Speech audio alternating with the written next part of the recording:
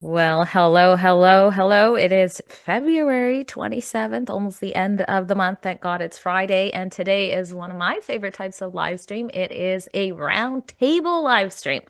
I'm the host, Drea Humphrey, but I have my better half helping me host today, which is Alexa Laveau, our Quebec correspondent. How are you doing today, Alexa? I'm pretty good. And you, how is the other side of Canada? Is it cold? No, no, no, no. I mean, I don't want to rub it in, but it's been, I would say, probably our warmest winter that I can recall. So people may or may not be walking in shorts where I live at times, including some of my own family members with lighter skin, I must say. But but yeah, no, it's great out here. And normally our viewers are watching the great Menzoid Menzies, David Menzies, do this show. He's probably on a journalistic mission. So um, bear with us today, but I love the show. It's like I said, it's the round table. Everything is live, is unscripted, and we go through the news of the day with you. And we have a guest who I'll introduce shortly. But also another fun part is you can be a part of the show. Sometimes you guys even break the news. Like as we're sitting here, you guys let us know something, and we're like, oh my gosh. And you can contribute to our journalism as well. So anybody who does on YouTube what's called a super chat and donates $5 or more, we actually read your comment and you become a part of the show. And if you're watching after this is live, you can leave a super thanks as a donation. So thank you for helping us out that way. And we're live streaming on Rumble, my personal favorite. I must admit, I have to remind myself, like, go to Rumble, like everything's there too, right? Like, so I have to really force myself, like, let's not forget that they did not discriminate, they did not censor, they let the truth get out there. And so if you're watching on Rumble, you can also participate in the show through a Rumble rant.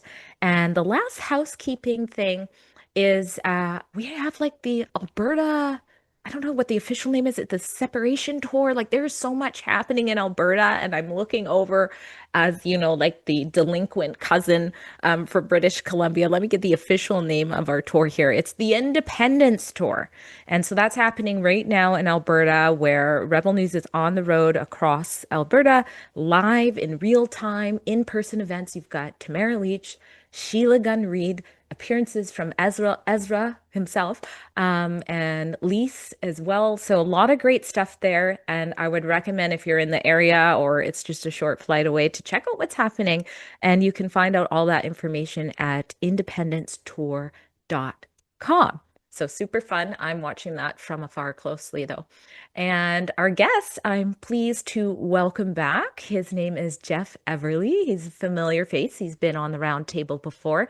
He is a Canadian Armed Forces veteran, so thank you very much for that. A former PPC candidate, and what I like to call a child protection activist, meaning he is advocating for the protection of our children from radical gender ideology. Thanks for being back. Thanks for having me again. I really appreciate it.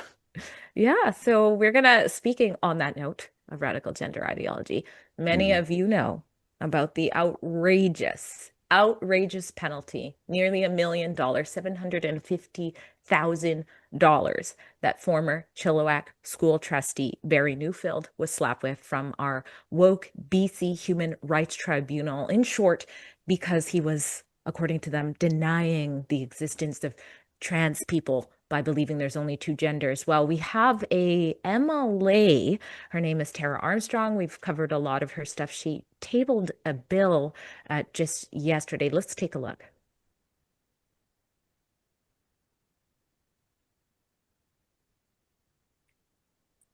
Is to end the assault on freedom of speech by our Human Rights Tribunal. Last week, they fined Barry Neufeld $750,000 for refusing to believe that a man could become a woman for his own personal opinions.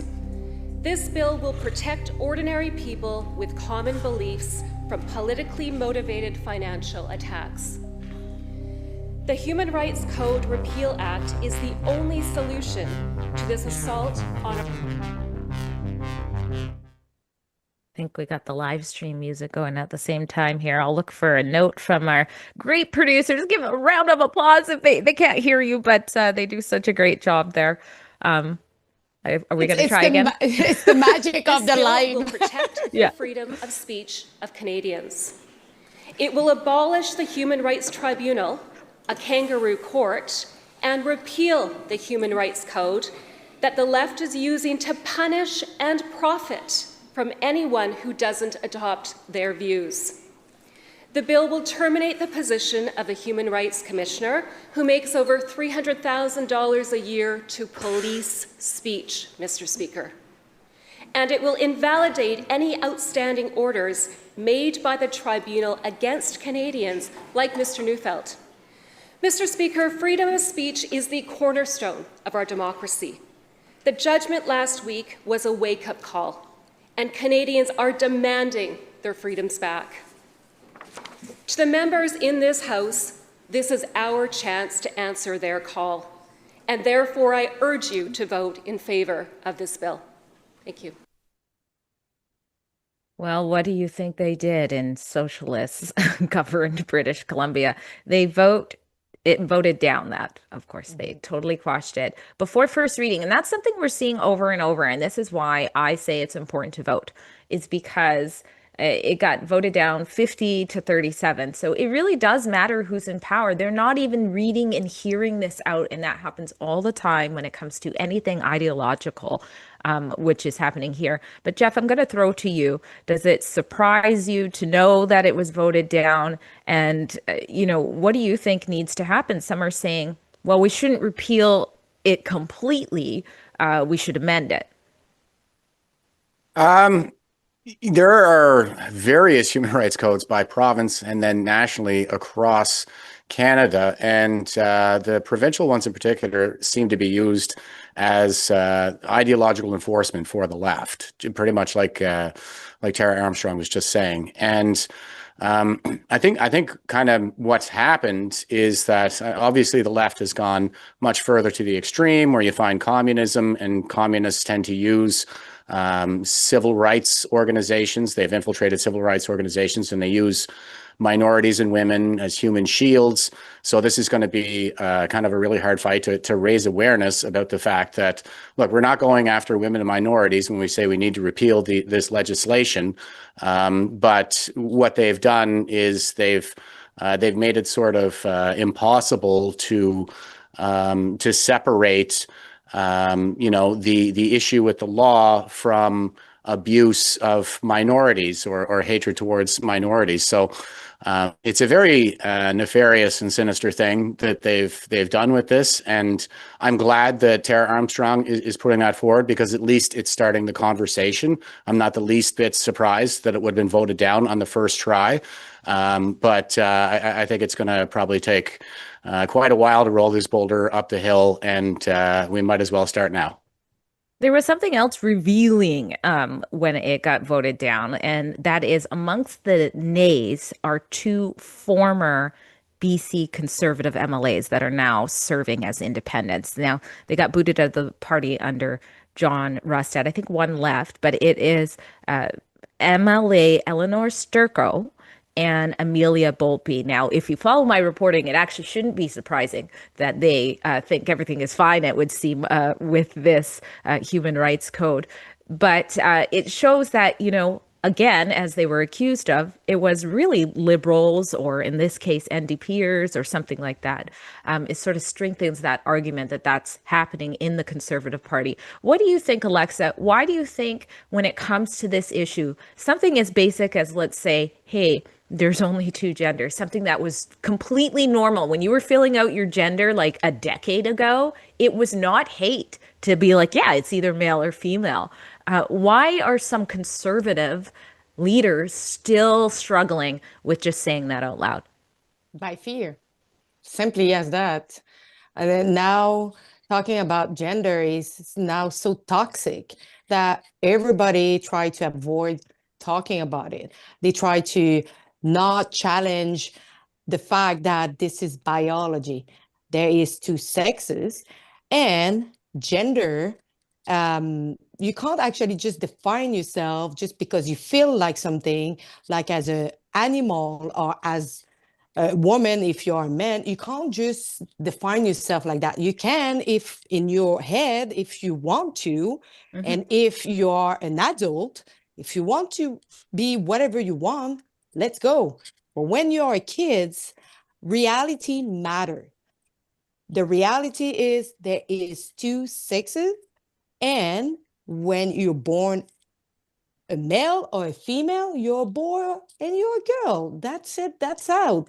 And it's the role of the parents, the institution, to reaffirm that this is the reality, and you can't just actually live in your head and in an imaginary world. It's not how it works. And what we are seeing right now is that institution, the politics, and literally almost everybody go and play in that imaginary world where it's supposed to be a disorder. And we are walking into a really dangerous path. Absolutely. But you know who would disagree with you? That would be the Premier of British Columbia, David Eby, which I suppose is a compliment of sorts.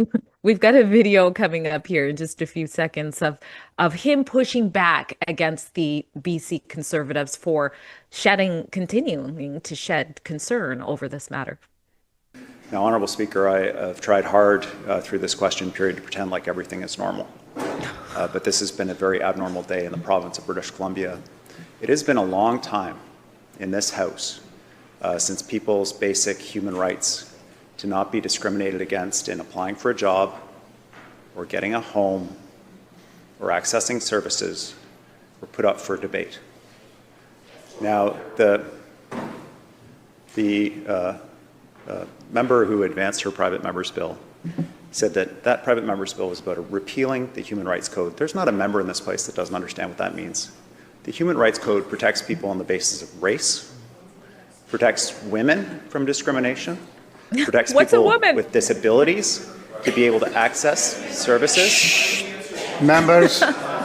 And this has been a matter of consensus among political parties in this place for generations. When we were in opposition, the Minister of Energy brought forward a private member's bill as well to repeal more than 160 racist laws that said South Asian people, people who are Chinese, Indigenous people, didn't have the same rights as everyone else. And now we see the opposition standing to repeal something else. Standing to repeal something else. Repeal the basic human rights of British Columbians. Well, I find that disgraceful, Honourable Speaker, and I think the Conservatives owe British Columbians an apology. Human rights are not up for debate. Okay, I need to say something right away, but thanks God for Quebec. Why I'm saying that, it's because recently we had almost this kind of the same thing when a non-binary, because the option for taking a reservation online, they were not offering non-binary haircut. The tribunal ruled in favor of that non-binary person, despite the hair salon offering 3 haircuts free for that person and change his website. The tribunal ruled for that non-binary, condemning the hair salon to pay $500, okay? And almost everybody in Quebec, including politicians, went out and said this is actually ridiculous. Good. This is the most ridiculous thing that happened. And they say that the tribunal, the Human Rights Tribunal in Quebec, should be almost ashamed. Like, it's almost what they said. And many politicians, many people actually have spoke out about that. And thanks God for Quebec to stepping in and saying like, this is actually going too far, too ideologically like bias and control in one side, and we need to step in and say something. Absolutely. Jeff, when you look at what the Premier said there, what came to mind about his approach and calling for an apology for the BC Conservatives? I think David Eby is one of those guys. When you're listening to him, you need to pay attention to what he's not saying. And what he did not say was transgender or, any of the LGBTQAIP ampersand asterisks types. He made reference to race. He made reference to sex. So he's playing hide the ball with the real issue there. The real issue is that, it was 2017 when I think Bill C-16 was actually received royal assent, and that was the one to add gender identity and gender expression into the Canadian Human Rights Code as prohibited means for discrimination. Now, that's a mindset. That's not an immutable characteristic like other characteristics that are protected. Now, mind you, religion, I guess you could argue, is also a mindset, but we don't discriminate on that basis either because we believe in freedom of religion. What's happened really, like I can make the argument that transgenderism is a religion for that matter, but what's happened with the introduction of these ideological terms is that now you need to accept this mindset. You need to accept that a man who puts on a dress is a woman, and you need to allow him into the women's washroom. Otherwise, that's discrimination. So that was the particularly problematic point that Tara Armstrong was trying to highlight and address. And David Eby, I think, did a masterful job of utterly dodging the issue and making it all about the things that we all agree on, as if to make it seem like there is no debate to be had here. Yeah, and shame on anybody for bringing it up, right? Yeah, total deflection. And you're right. Everything he said, I haven't looked at the coverage of what he said, but the mainstream media can now easily run with that. Oh, Conservative Party of BC wants to shut down human rights for racism. I mean, and they can play that whole clip and you would never know what this is being birthed out of. And I recently interviewed Barry Neufeld as well, right after this had happened. And he rightfully said, listen, they know he can't get $1 million like in his lifetime. Out. But this is a shocking penalty for anybody who has a job, a house, kids to raise, and things like that. And that really is the goal. That's why he's fighting that. I agree with that. That's why it's such an important fight. I know that there are legal freedom, free speech advocates coming behind him. For example, our friends at the Democracy Fund, if people are not aware of them, they're going to be helping out as well. The Justice Center for Constitutional Freedoms, I believe, as well. So people are coming, these groups are coming that work on crowdfunding. So please support that if this is important to you, to support Barry's. It's not an appeal, it's a judicial review, which is the only type of kind of appeal process you can have in these woke tribunals. But this is concerning even for journalists because he's being accused of hate speech. But here's the thing. We already have that in our criminal code. Why isn't he in jail? If this is truly hate speech, not that I'm advocating for that, but that's the measure. He's not even breaking a law, but then you go to the tribunal and then here we are. But the thing is, there is no discrimination there. The thing is, there is no discrimination. Name me one right that those people who pretend to be something else have, doesn't have that we have. Actually, they have the same rights than us. Or more. But actually, this is their problem. It's that they are asking for more rights than others. And that is simply reverse discrimination for the normal people who are not asking for more rights or are not asking for more privilege, but they are doing it and they have the help of the tribunal, of the Human Rights Tribunal, to help them to get what they want. And this is, I'm telling you, this will create precedent. And we will see more and more of this crazy madness happening a little bit everywhere in Canada, because when an activist see that in one side of Canada, do you think that the other activists across Canada will not try in their own province? Yeah, I think the term that they were using was existential denialism. Yeah. So they have to put denialism on everything to make it akin to Holocaust denial, which, by the way, I think should be illegal, legal. All ideas should be on the table. But these ideas are not on the table. We're not allowed to discuss them. And we're not denying the existence of people who hold these beliefs. Mhm. We're just saying that we don't believe that ourselves. We disagree with them, but they're still people. But they're trying to make it out as if we're dehumanizing somebody by disagreeing with their ideological position. Yeah, it's a critique of an ideology. And, I would say the vast majority, I mean, even in the US, when you look at should males be allowed to identify into women's sports, even the Democrats, the majority of them say no, they shouldn't. So this is being normal. This is the normal. And I know EB said something about, oh, how their side was normal when he did that little talk. But more on this type of note here. Many know who Billboard Chris is. Chris Elston, travels the world with his advocacy. At the heart of that is against child mutilation, sterilization, things like that. He's come out and done a formal endorsement. So in British Columbia, we are preparing or getting ready for our leadership races. It's actually on the go. In fact, last night I covered, I believe, the first rally, which was former Conservative MP Carrie Lynn Findley's rally. Was a huge rally, actually. But Billboard Chris is saying, I don't do formal endorsements, but MLA Harman Bangu is solid and has always been against child transition, as virtually every adult with any moral fortitude is. And so, do we have? Oh, it's a video as well. So let's see why he's saying that.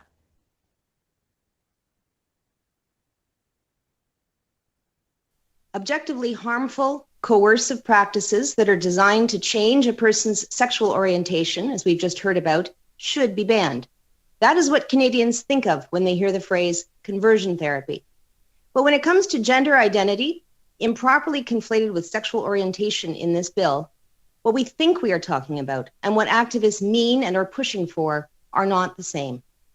By conversion, they mean talk therapy or watchful waiting to help a child or adolescent become comfortable in their own body, or that addresses other mental health concerns or past traumas, something that about 85% of them will do if given that space.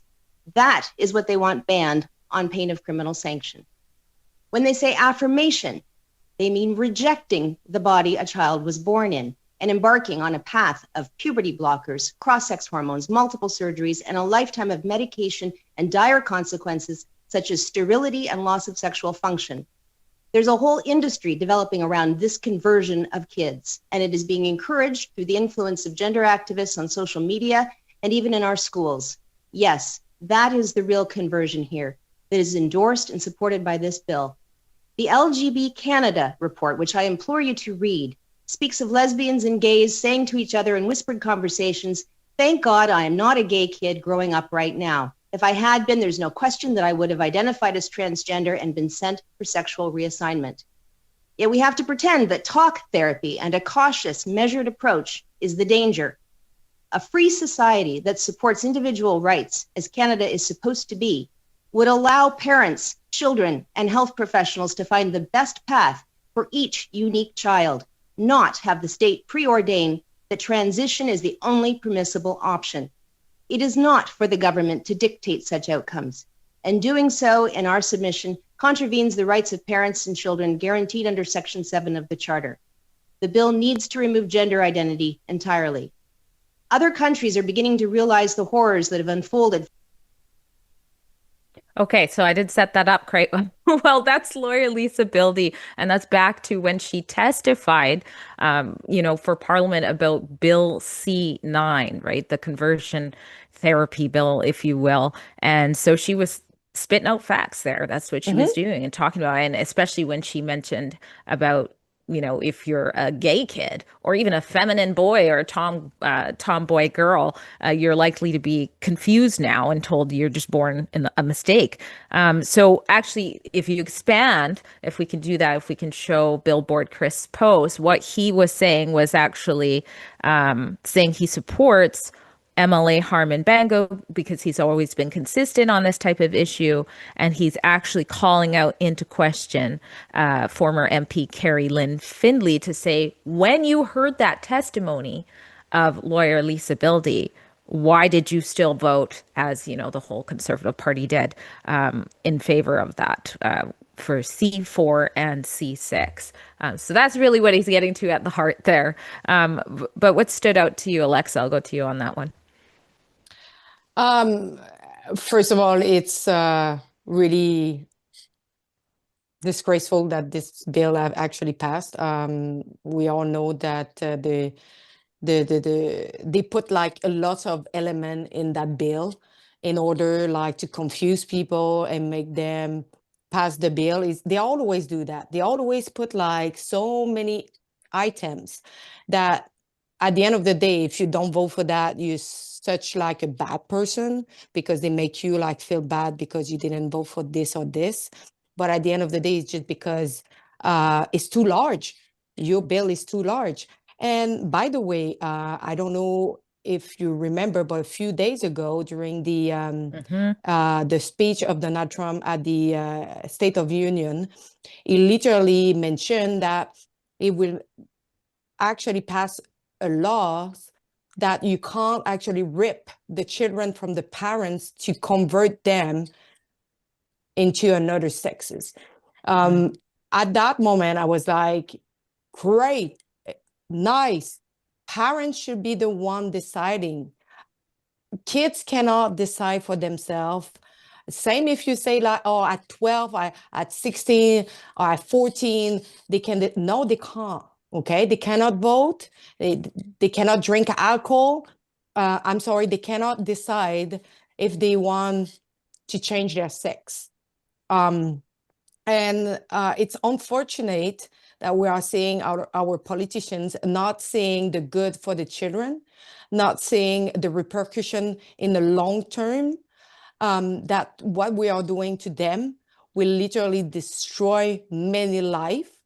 And I don't care what people are saying, like, yeah, but if we are not doing this, they will commit suicide. I'm sorry, but how many of those children will commit suicide because of what they have been put through with hormone, with like mutilation, and afterwards they got zero help?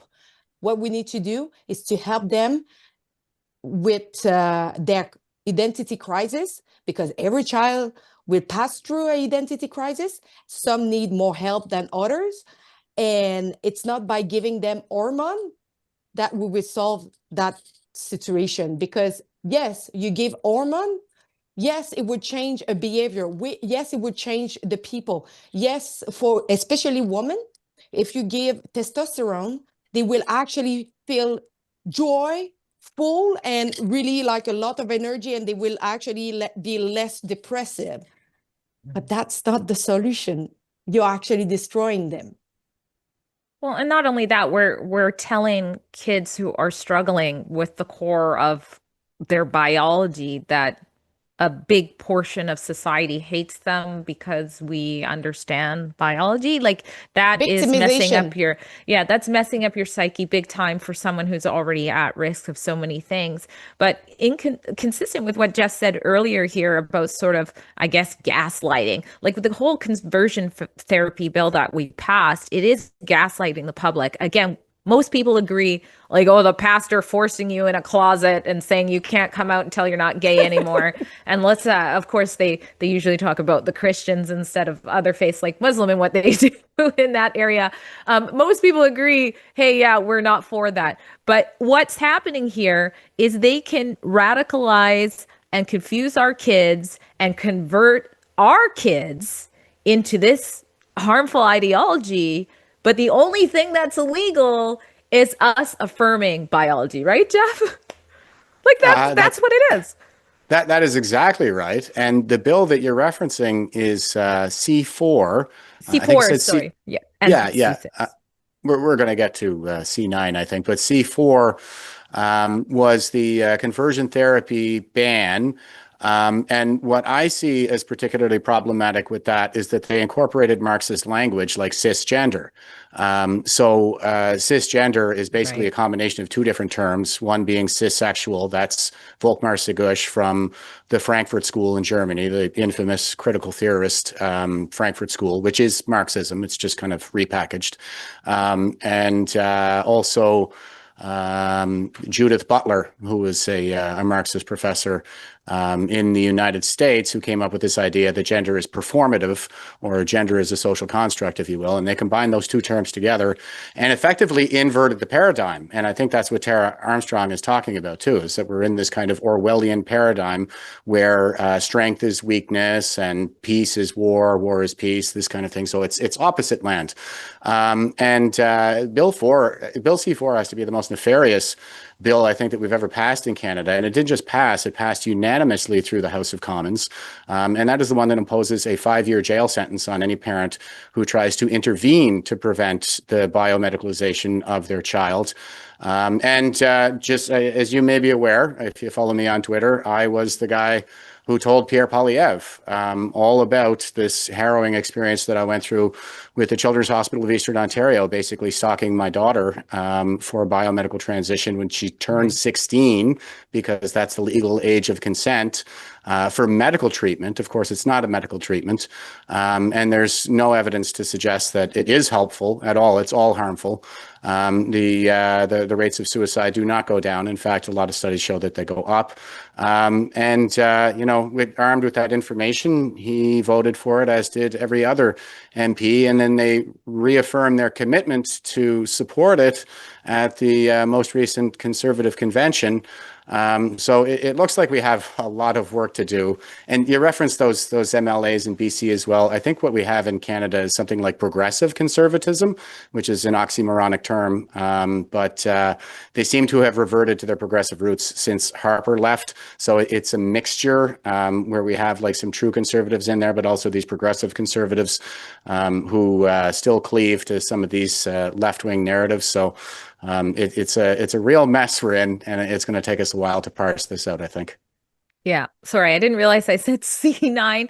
You know what? C4 used to be Bill C6/8, and I think I flipped the 6 into a 9, so my bad. But you're absolutely right. And just so people know, I did ask former MP Finley, who Billboard Chris is calling out there, what is a woman, in my upcoming report, which I imagine will be up today or tomorrow.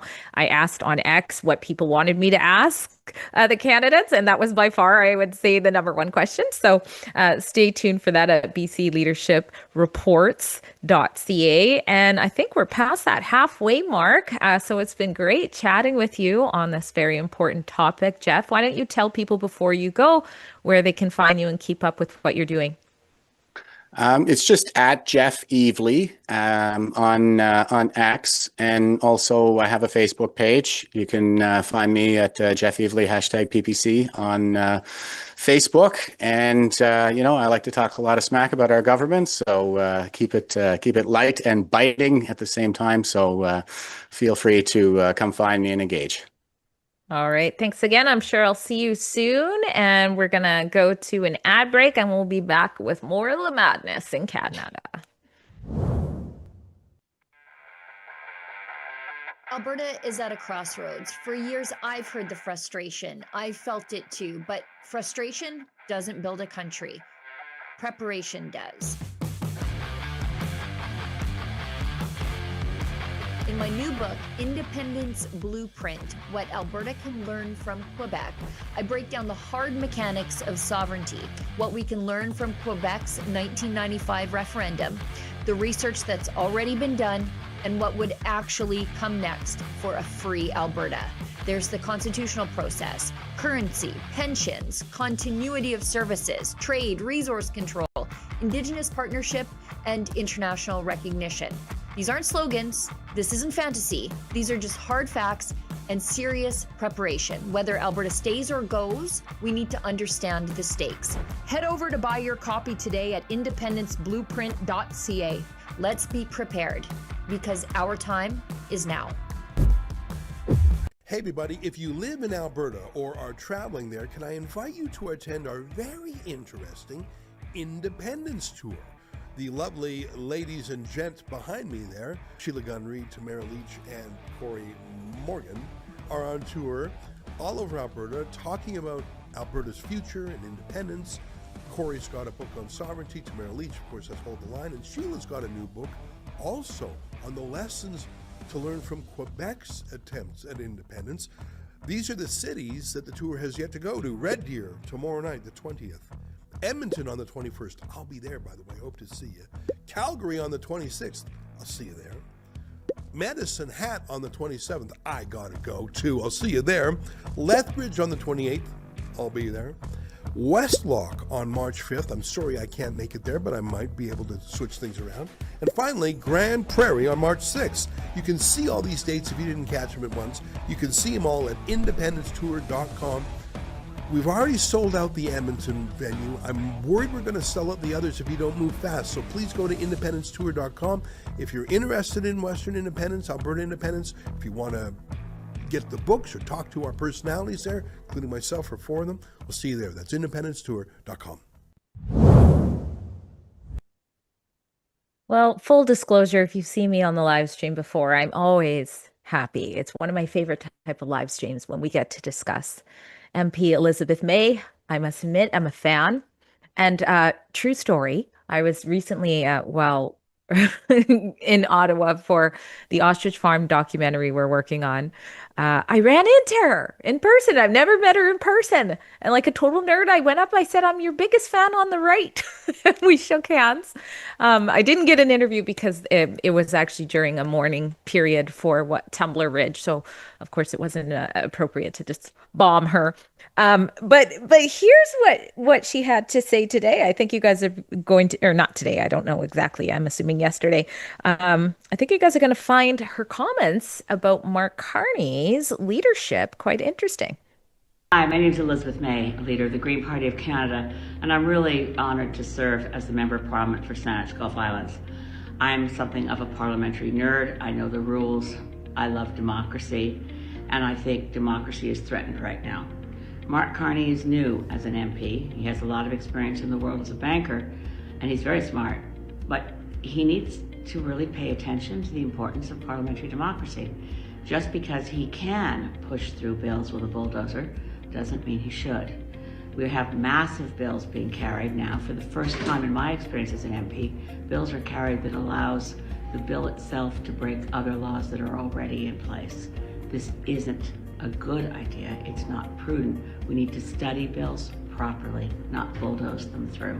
I'm asking for Canadians to pay attention to what's happening here in Parliament. It's not making headlines, but it should. Democracy itself is being bulldozed. Thank you. Now, I don't like her because I agree with her normally. It's just, I like her attitude. It's kind of like, I don't care. But this time I agree. It's kind of weird. What do you think? I agree too.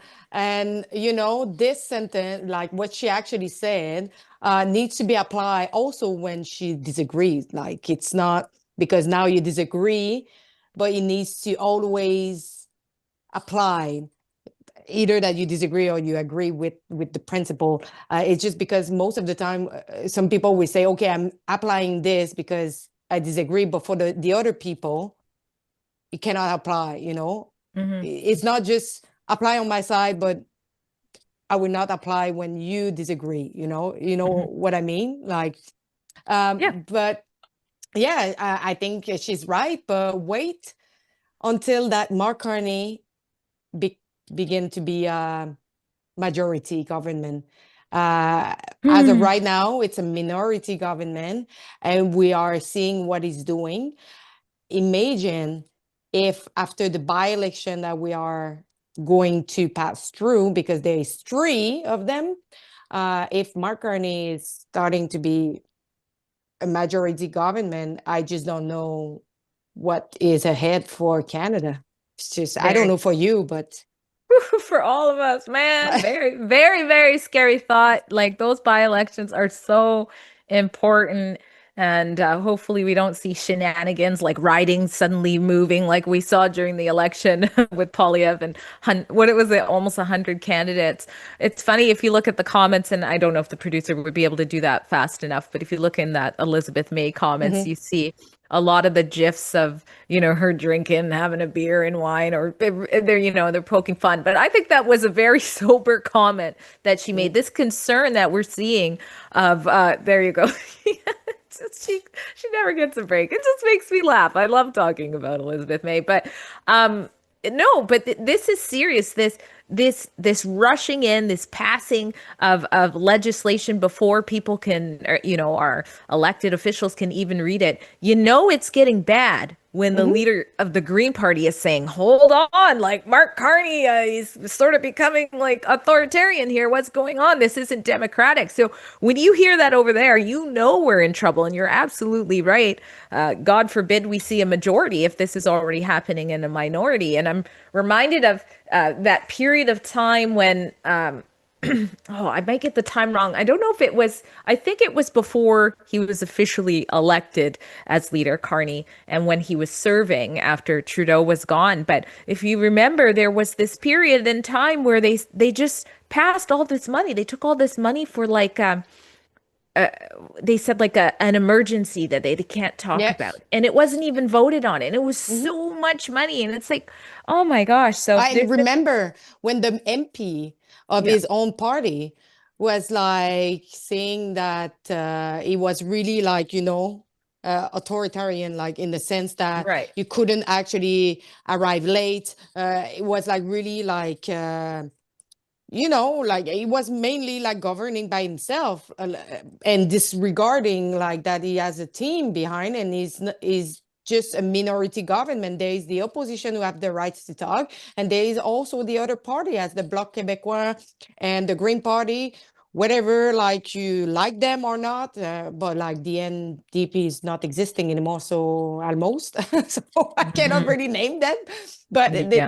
the thing is we had a first wave of this impression, and now we are seeing more of this impression that Mark Carney just like to govern by himself and doesn't like to be counter in argument.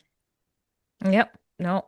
And we keep hearing he's smart. That's what she said there. And I think that's what a lot of people voted for, because Trudeau didn't really come across smart. And I think even, even the boomers were ready to get rid of him, it seemed like, until it became about Trump. And it was like, he's smart, he's going to get us through. Yeah, yeah, he's smart at getting his whatever, whoever Yeah. he's serving. I don't know. Yeah, but we Yeah, have he's smart rule. at getting that done. We have rule and we have a democracy. You can't actually just arrive and say, hey, you know Yeah. what? I don't need all of you, and I'm just doing everything on my side. Oh my gosh. Now, Alexa, I'm dying to talk to you about this one here, because this is in your neck of the woods. I'm trying to find it, but it's about a daycare worker. Do you know the story I'm talking about? Oh, It, yeah. So, yeah. Do you want to take it away? so as you know, in Quebec, we have the Bill 21, who actually said that if you are in a position of authority, you can't actually wear any religious symbol.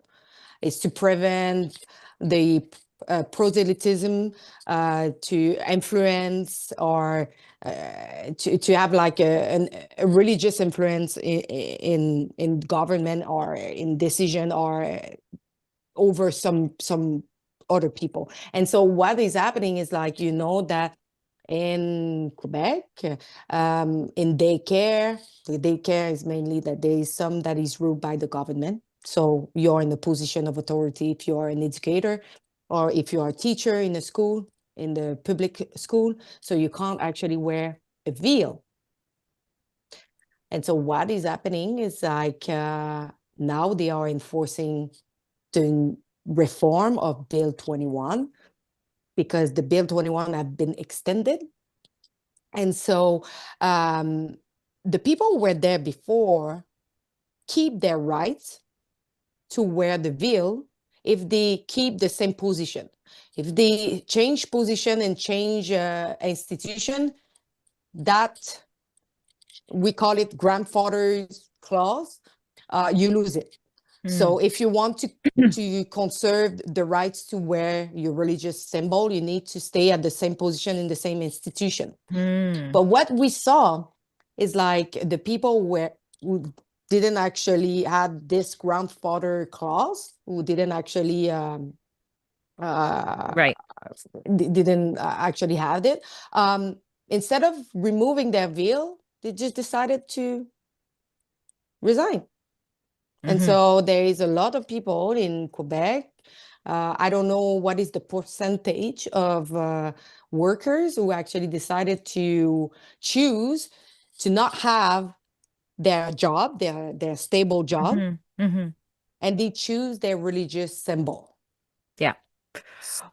So I don't know in your view, because I know it's like a really difficult topics to understand, especially for English Canadian, but you need to understand that in Quebec, we literally had multiple schools being investigated for Islamization of children. You need to take that in consideration, and you need to see that in Quebec, radical Islam is advancing slowly. And if we are not imposing certain code and legislation, it's in the same time, it's like to stop that advancement. I don't know how you see things, because you're from BC, and maybe you don't have the same kind of like situation over there. But I believe I was actually not a fan of Bill 21. And more I'm seeing what is happening in Quebec. I kind of agree with it. I think it's important that we are protecting also children, especially in daycare and in school. Well, first of all, I would love to invite whoever's listening to also chime in on what they think about this, because I think it's very nuanced in its conversation we need to have. Uh, from over here in BC, also as a Christian, I'm not a fan of it. I think that it's like, yes, you're addressing an issue, but you're taking it too far. And I think it puts abuse at risk. Like, for example, it reminds me of saying, hey, no prayer outside. And I know that that was sort of tied to the claims were that it was tied to the Muslims praying, near the Catholic Church. And so they're just like, okay, we're going to try to get no prayer outside in Quebec. And it's like, well, who's going to be targeted for real with this? And my thing is, there are people who wear that, and that's their religious things. And I think that kids should know that that exists to a certain extent, and I think you should be within reason, be able to dress yourself. I have an issue if you're trying to you know if you're trying to teach your religion in a public school. That should be the line. That's where it shouldn't be. Okay, same thing if you're trying to teach gender ideology to kids and things like that. I mean, I guess I don't know if I'm articulating myself right. I see your point of view, but I think at the end of the day, it's a no for me. And I think if I was told, I do pretty much wear a cross every day. But if I was told you can't work here if you wear your cross, that's going to be an issue for me. And I would probably be in the same boat as this lady. I don't know if we have anybody else. We have someone here, P.S. Caulfield. 10 donates $5. Thank you very much. Says Americans want, okay, this is not on that topic. I'm going to read this in a second. Did you have anything you wanted to add to that? Yes. So I spoke with a really amazing anthropologue. She did a lot of research about, radical Islam and the Muslim Brotherhood. And I do agree with your point that I think at this level, it's like mainly a symptom than really dealing with the real issue. But what she was actually suggesting for countering mainly the radical Islam and the Muslim Brotherhood is it would be to prevent children to wear a veil in school. Because when you are kids, you're not taking the decision for yourself if you want really to wear a hijab or any other kind of veil in school. So it prevent a kind of a oppression of like the children on that radical view of the religion. I do agree with that, but I would say when you are adult and you're doing this, it's because why you're not spending more money to monitor if there is radicalization and Islamization in the school system or any other institution. I understand why maybe in the National Assembly, we want to keep it neutral. But when it comes to other institutions, I would say, and you know, you need to understand also like the background of Quebec with like the church and the history and how people are not really trusting religion because there is still like scars in Quebec regarding it. So I see all point of view and I understand all the point of view, but we need to start addressing the real issue and monitor the real issue before just addressing the symptom of something that we are seeing, because at the end of the day you would just attack the symptom and the real cause would just continue to grow. Yeah. And just real quick, is this encompassing pride, like wearing a pride flag or no? No. Yeah, of Obviously, course. no. Right there. Mainly it's just religion. Like this is Yeah, it is a it's religion, but yes, okay. In my belief, it's a religion. yeah, because at the end of the day, I would not want to have like example a teacher arriving with the Antifa shirt. I would be like, this is actually not okay. Okay, we should also. But that's like a terrorist group in another country. Yeah, but Should be not here. here. Slightly, yeah, slightly different than I think wearing a Yeah, hijab but or look, something like that. But Muslim Brotherhood is being listed as terrorist organization in many, many countries, yes, but not over here. So where we draw the line? yes, okay. We I need to think start actually we need to listing it here, and then we can enforce it. for sure. Muslim Brotherhood is an issue too, but I'm just saying, just a hijab doesn't necessarily mean Exactly. you're tied to that. Yeah, Like it's not everybody wear a hijab that Yeah. necessarily are radical. Like there is some Exactly. people who wants to wear it and they are fine with it. The thing is, as of right now, they are just addressing something that is not really part of the problem, and the Yep. problem is bigger. That I agree 100%. Now, we do need to talk about, and I guess we're getting close to ending, about Pierre Poilievre pushing back against Trump's threats of annexing Canada to make it the 51st state. Let's enjoy the tea on this one.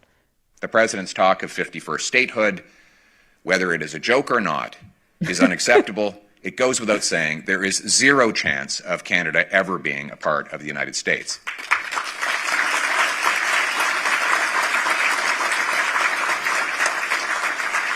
We love our country. We love our country just as Americans, understandably and justifiably, love their country too. And that's why so many Canadians are upset by the president's comments and trade actions, especially considering that Canada and the United States will always be neighbors. Geography is the most permanent factor in international relations. No country can call up a realtor and relocate. And the truth is, we wouldn't want to. Canada and the United States have built probably the greatest partnership any two countries have ever built in the history of the world. That partnership remains profoundly in the interests of both our peoples and both our countries. And it's important to distinguish between governments and people. Politicians come and go. People remain. I don't know if you actually watched the full speech. Not yet, no. It was really interesting. And like a lot of people will say, okay, the speech in itself is a little bit like aligned with the same speech that Mark Carney did, but there is major difference there. First of all, I felt like Pierre Poilievre was mainly using a lot of our history and pride of our nation in Canada. Also, he is focusing on how we can actually strengthen Canada by our internal production. And Mark Carney is mainly like looking at external market and production. This is a big difference because he wants actually to start producing, to start building, and to make sure that Canada is independent on production and market and be like really sovereign and strong in terms of production.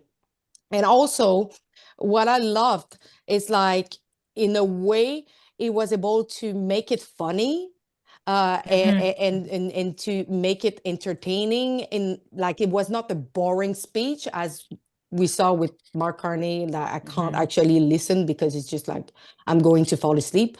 But his speech was actually a really amazing speech, Mhm. and he actually gave back like a form of nationalism. And I don't like that people are saying nationalism as a bad thing.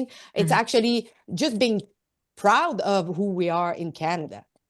Absolutely. And I think the $1 million question is, does the US want Canada as the 51st state? I mean, it's like, okay, Republican will never win again. yeah, exactly. Do they want us? I mean, Alberta for sure they want us, I but think it's just a joke. I know. I think Mainly. he's like your annoying big brother that just like never lets you go and just stuff like that. It's kind of funny when he's Poilievre's like, whether it's a joke or not. But on that note, with Alberta, I will read this super chat. I'm assuming it is from YouTube. Thank you so much for the $5 donation. P.S. Caulfield 10 says Americans want Alberta to make up its own mind where it ends up. Fair enough. 51st state would mean Vancouver, Montreal, Winnipeg, and Toronto. No thanks. No need for more liberal enclaves in the US. And that's the thing. And like there is half of BC that I think would be like, totally not necessarily for it, but they're like conservative. And then we've got Vancouver and the island and things like that where Like we're seriously, when you see the amount of Americans who are reacting of the madness of Canada, I don't yeah. think they want to bring that in their No, country. we are like the who not to become. Like they're so shocked about what we're doing with so many things made and just like and British Columbia, I feel like is like the worst of all. That's my impression. It's like we take things even further than the rest of the country. And especially when you saw like how, because that will bring our next topic about the trans violence. But Mhm. when we saw what happened at Tumbler Ridge, a Mhm. really terrible tragedy, but seeing like all media outlets saying she, and woman, this woman, and same like recently I went The to see my shooter person, the yeah, police. no, but I went to see my hairdresser, and she thought that the person who killed was actually a woman. Of course she did, because that's what the Because news was telling her. Like, of exactly. course. But And it, imagine like when you can't actually name what it is, and our media purposely lie to the citizens saying that it was a woman.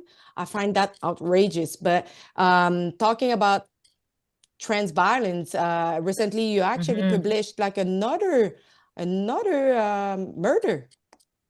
Yes, that's right. So the body or the investigative footage has come out, and there's a very concerning clip. But just to talk about it briefly, this child, a female who identifies as a boy, brutally killed her mother and her mother's boyfriend. And it seems that the reason would be because mother was misgendering her. Let's take a listen. You're doing or that she's doing that's not fair to you? Well, me and her would have a lot of arguments about things, especially over like me being trans. So she'd be like, Okay. "You're not a real boy," and blah blah blah, and all the whole spiel of transphobic stuff. Okay. But She doesn't approve of your lifestyle.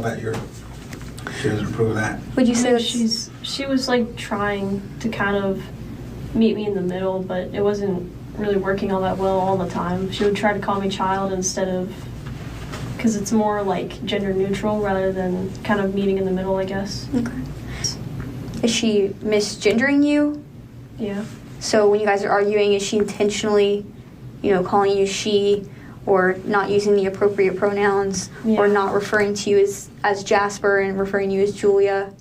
Julia tells detectives Kelly was unsupportive of her lifestyle and that it sparked many arguments. What is it that you're doing or that she's doing that's not fair to you? Well, I think it's repeating now. Okay, yeah.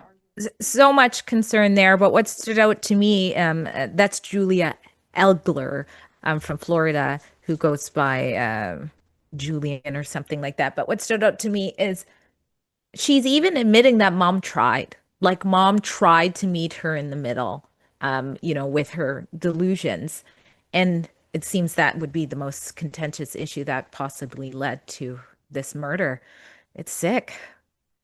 And I'm sorry, but she didn't look like sad that much. That actually frightened me.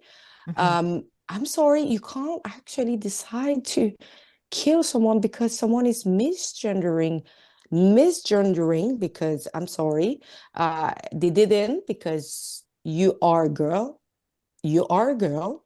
and you can't actually force someone to adopt the pronoun that you decide that you are going to use. And sometimes I'm being called like Mister because I have like a deep voice, and I'm not going to Really? get crazy over this. Calling you Mister. I think this is undercover Antifa posing as real people I to just piss don't you off. care. I just don't care, you know? Like, Don't look but like a guy. where are we going if like those people feel emboldened to start killing people who are just misgendering?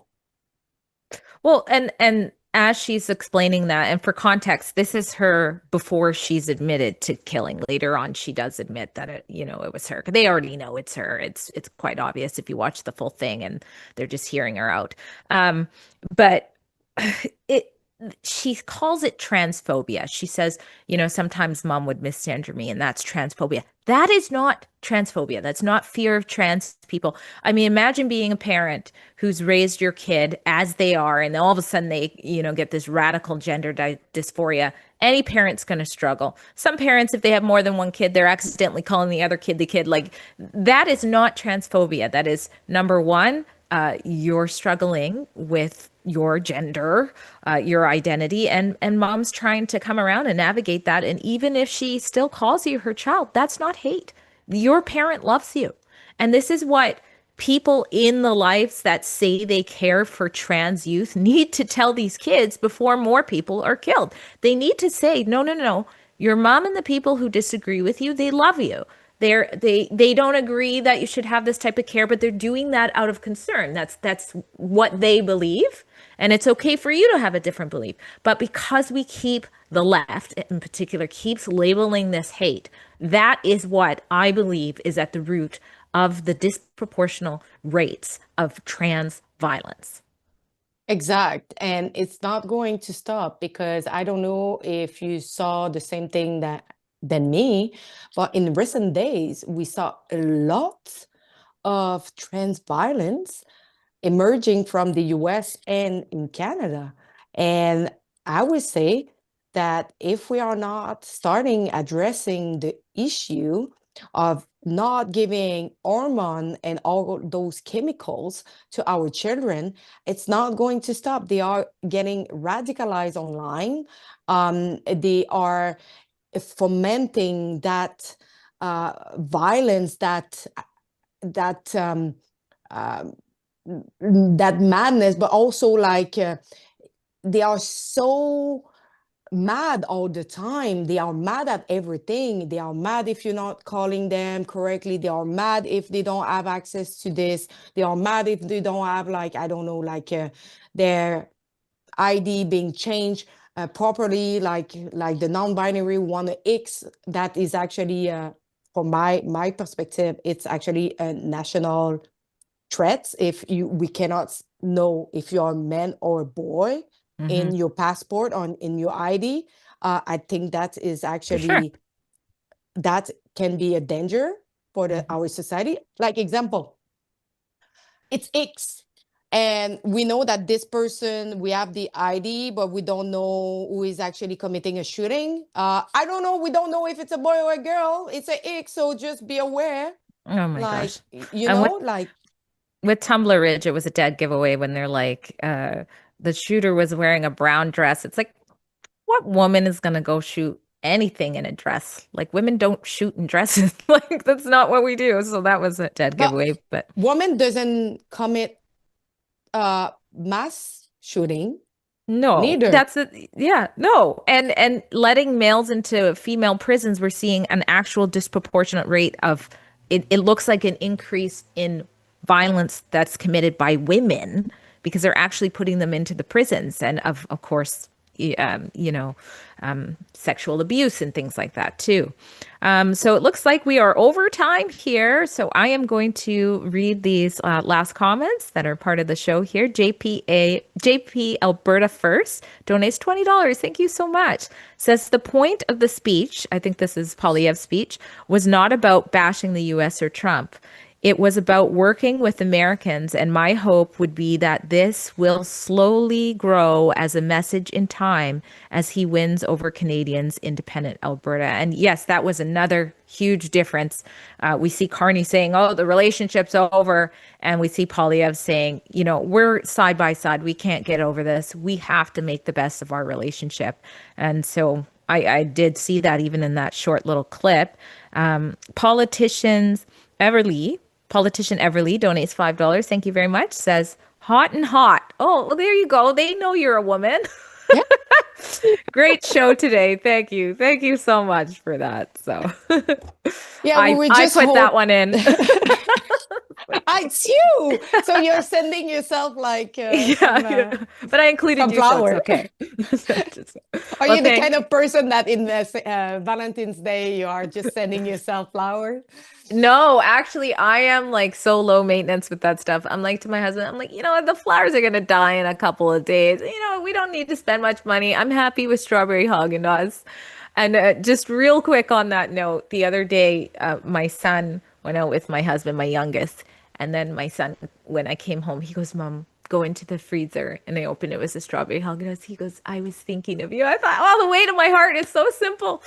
So that's about all it takes. It's a $5 bucket of ice cream for me.